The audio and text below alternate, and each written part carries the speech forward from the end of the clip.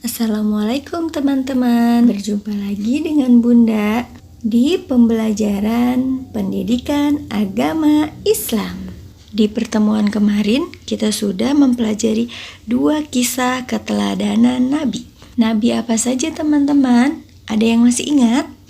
Iya, betul sekali, yaitu Nabi Musa dan Nabi Harun alaihi salam. Di pembelajaran hari ini masih sama, kita akan membahas tentang kisah teladan Nabi Ayub alaihi salam. Baik teman-teman, sebelum kita lanjutkan ke pembelajaran, kita berdoa bersama-sama terlebih dahulu ya teman-teman. Berdoa dimulai. Bismillahirrahmanirrahim. Rabbi zidni ilman warzuqni fahman. Baik teman-teman, kita lanjut ke pembahasan ya. Sudah siap semuanya? Yuk kita simak bersama-sama ya teman-teman.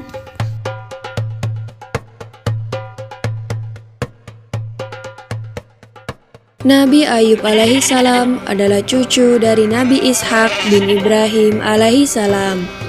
Beliau adalah sosok seorang Nabi Allah yang memiliki tingkat kesabaran paling tinggi dalam menghadapi cobaan dari Allah Subhanahu wa Ta'ala.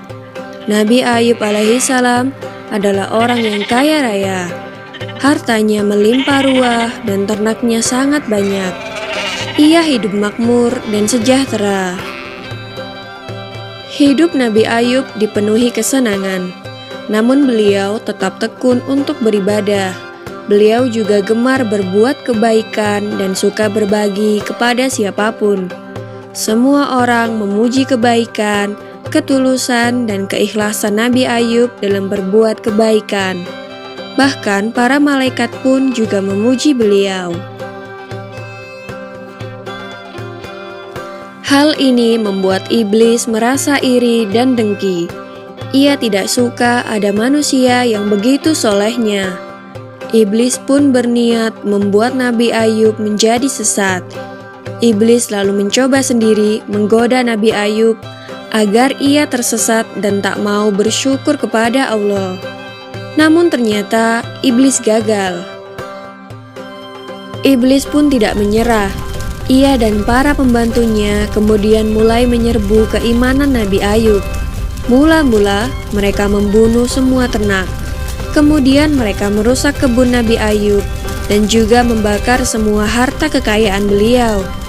Namun Nabi Ayub dan anak istri beliau tetap rajin beribadah dan tidak pernah mengeluh. Mereka semua menerima takdir dengan ikhlas. Iblis dan para pembantunya kemudian mendatangi putra dan putri Nabi Ayub di rumah.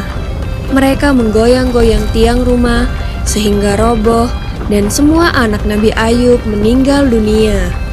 Iblis mengira usahanya berhasil menggoyahkan iman Nabi Ayub yang sangat menyayangi putra dan putrinya itu. Meskipun Nabi Ayub merasa sedih dan menangis, tetapi jiwa dan hatinya tetap kokoh dalam keyakinan bahwa jika Allah yang Maha Pemberi menghendaki semua itu, maka tak ada seorang pun yang mampu menghalanginya. Iblis pun tidak patah semangat. Iblis kemudian menaburkan penyakit di sekujur tubuh Nabi Ayub sehingga beliau menderita sakit kulit yang menjijikkan. Semua tetangga dan orang sekitar menjauhinya karena takut tertular. Mereka menginginkan Nabi Ayub segera pergi meninggalkan lingkungan mereka. Maka pergilah Nabi Ayub dan Rahmah istrinya ke sebuah tempat yang jauh dari pemukiman manusia. Penyakit Nabi Ayub sudah bertahun-tahun tak kunjung sembuh. Namun Nabi Ayub tetap bersabar. Suatu hari Rahmah hendak membeli bahan makanan dan ia pun pergi keluar. Ternyata saat itu Nabi Ayub sedang membutuhkannya. Berkali-kali Nabi Ayub memanggil istrinya, tapi tak ada sahutan dari istrinya itu. Nabi Ayub merasa kesal. Terbesit dalam benak beliau bahwa Rahmah sengaja pergi meninggalkan beliau. Nabi Ayub lantas bersumpah akan memukul Rahmah 100 kali jika ia kembali nanti. Nabi Ayub alaihissalam kemudian berdoa memohon kesembuhan kepada Allah. Allah Subhanahu wa Ta'ala memerintahkan Nabi Ayub agar menghentakkan kakinya ke tanah. Lalu dari tanah itu keluar air yang sejuk dan segar. Nabi Ayub lantas membersihkan sekujur tubuh beliau dengan air itu. Seketika itu pula penyakit Nabi Ayub sembuh, dan kulit tubuhnya kini kembali seperti sedia kala. Wajahnya pun kembali bersinar dan memancarkan wibawa yang luar biasa.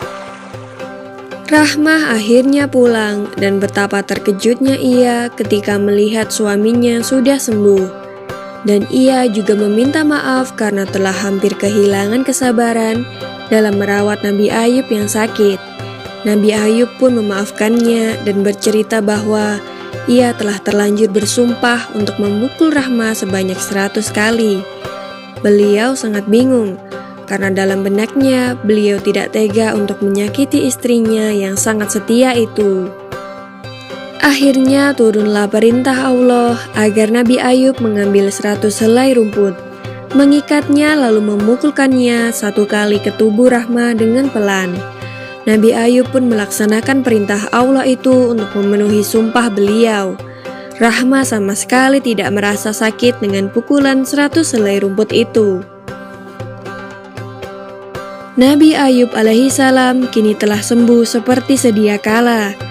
Tak ada lagi orang yang menjauhinya. Mereka kembali menerima Nabi Ayub. Karena kesabaran beliau pula, Allah mengaruniakan lagi harta berlimpah kepada Nabi Ayub alaihissalam. Demikianlah kisah Nabi Ayub alaihissalam yang sabar dalam menghadapi cobaan. Semoga kita dapat mengambil hikmah dari kisah ini dan senantiasa sabar dan ikhlas dalam menghadapi cobaan dari Allah Subhanahu wa Ta'ala. Amin ya Rabbal Alamin.